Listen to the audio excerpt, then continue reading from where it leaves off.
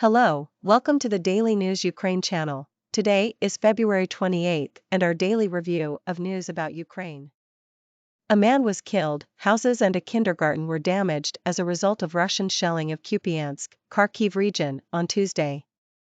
Oleksiy Hubov, head of the Kharkiv Regional Military Administration, said this in a Telegram post, Ukrinform reports.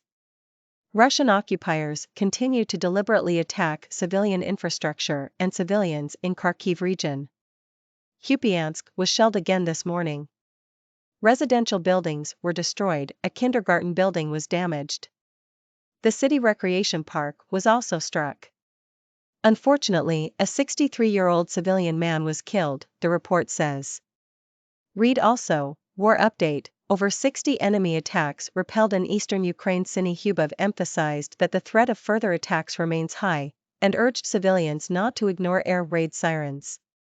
As reported, the Kupiansk district comes under Russian shelling every day. Photo, Oleksiy Hubov, Kharkiv Regional Governor. In the temporarily captured part of Kherson region, the Russian military and collaborators are setting up their administrations on the Arabat Spit, as well as conduct military trainings. Serhiy Khlan, member of the Kherson Regional Council, said this in a Facebook post, Ukrinform reports. Russian occupiers and collaborators are gathering on the Arabat Spit, the report says. Read also, Russian forces hit Kherson, one person killed. According to Khlan, the enemy believes that it is safe there, in particular, to establish their administrations and train the mobilized. He also noted that the coordinates of their location are known. Ukraine has announced its candidacy for the Board of Governors of the International Atomic Energy Agency, IAEA, for 2023 to 2025 and is expecting for the support of this initiative from international partners. Ukrainian Energy Minister German Galashchenko said this at an informal meeting of EU transport and energy ministers in Stockholm on February 27, the ministry's press service wrote on Telegram.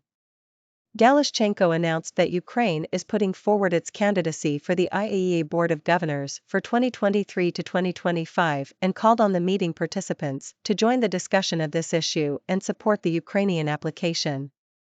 Read also, no capacity deficit in Ukraine's power system, all types of power plants operating. Ukrenergo. Galashchenko also emphasized that Ukraine continues its course of integration into the European energy markets, as envisaged, in particular, in the project of Ukraine's energy strategy until 2050. The corresponding document prioritizes the development of nuclear generation and renewable energy sources, which will help decentralize the Ukrainian power system. The Ukrainian energy minister thanked EU representatives for the 10th package of sanctions against Russia and emphasized the need not only to maintain pressure on the aggressor, but also to extend it to all spheres of the Russian energy sector, including the nuclear industry. As reported, IAEA permanent missions started their work at all Ukrainian nuclear plants. As of 10:30 on February 28, there has been no deficit in Ukraine's power system, and it is currently not forecast. National power company Ukrenergo said this in a statement published on Facebook, Ukrinform reports. Consumption is at the level of a usual working day. There is no capacity deficit in the power system, and it is currently not forecast. All types of power plants in the energy system are operating. Hydroelectric power plants are actively operating due to spring high water. The import of electricity is insignificant, the statement says. It is noted that in the evening of February 27, power supply was resumed in Odessa City and Odessa District. In the frontline regions, the situation with energy supply remains difficult. In Kharkiv and Sumy regions, there is damage to regional energy networks as a result of enemy shelling. Power outages have been introduced in populated areas. Repair works are ongoing. In other regions, there are no network restrictions, consumption limits have not been introduced. As reported, Odessa City and Odessa District were left without electricity due to an emergency shutdown of a high-voltage line. The Verkhovna Rada this spring will draft a bill on amendments to Ukraine's state budget, which envisages an increase in defense expenditures. According to Ukrinform, Roxolana Podlasa, head of the parliament's budget committee, stated this on Ukrainian television. Currently, defense expenditures have not decreased in any way. We have a plan to increase them. By the end of spring, there will be another draft law on changes to the state budget, in which we will approve an increase in defense expenditures, she said. Podlasa said that in the amendments to the budget for 2023 approved on February 24, the lawmakers included targeted grant and credit agreements for expenditures, which the government of Ukraine agreed with the authorities of other countries, Poland, Austria, and the United Kingdom. Therefore, funds from the defense and social spheres were not used, she said. On February 24, the Verkhovna Rada adopted changes to the state budget providing for the disbursement of an additional UAH 5.56 billion for a set of urgent measures to overcome the consequences of the Russian invasion of Ukraine.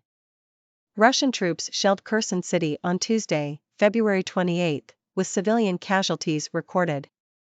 According to Ukrenergo, the head of the president's office, Andriy Yermak, said this on his Telegram channel.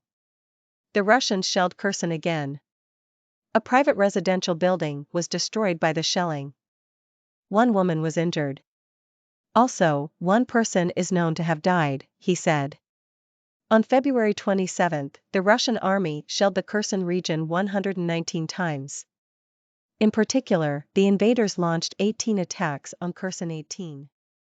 Lockheed Martin's mobile rocket launcher plant in Camden, Arkansas is gearing up to boost production of the HIMARS system after its success on the battlefield in Ukraine drove up demand from other nations.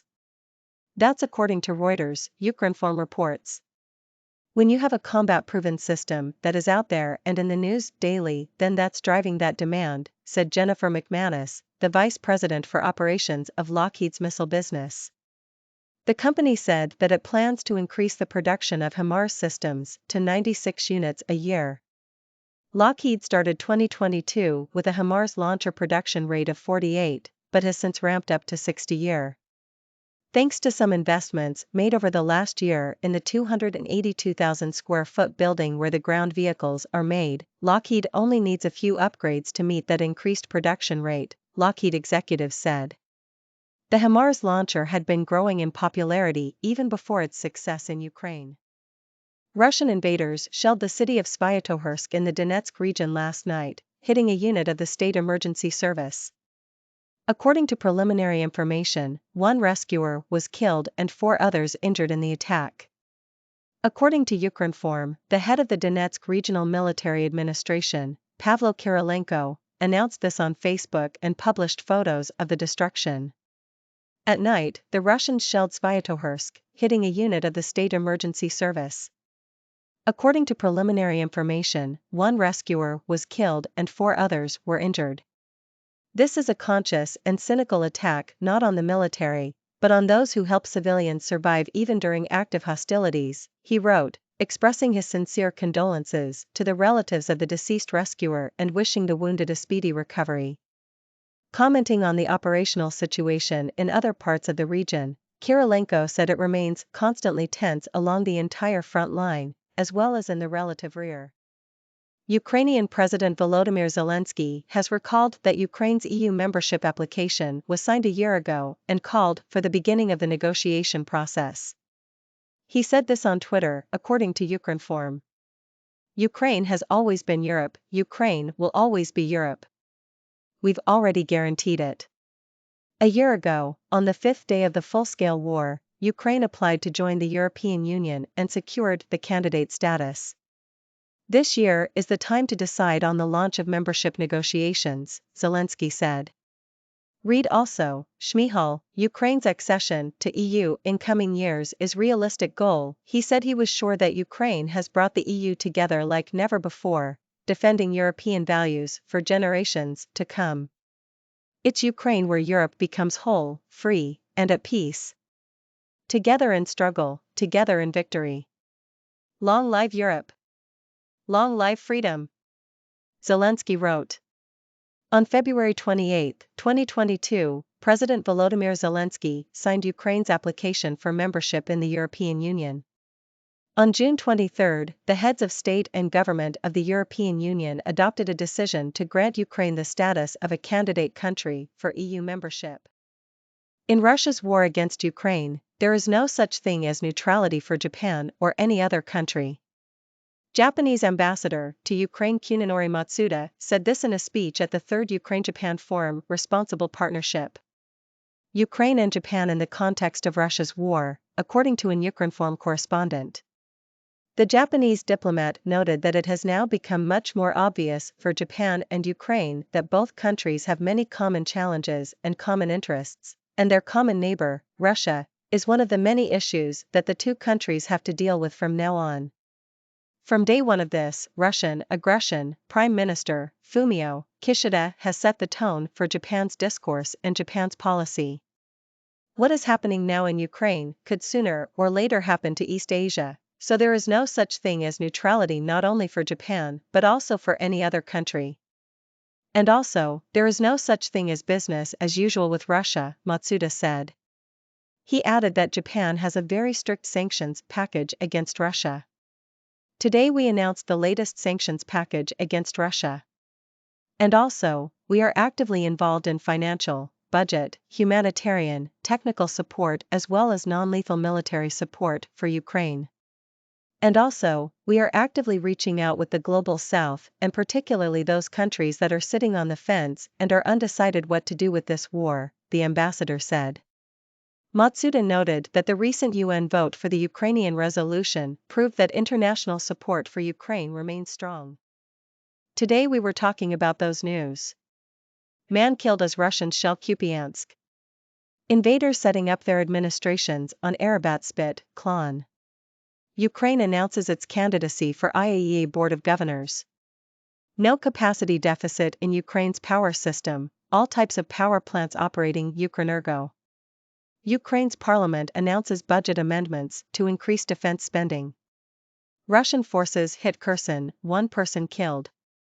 Lockheed Martin increasing production of HIMARS systems after their success in Ukraine.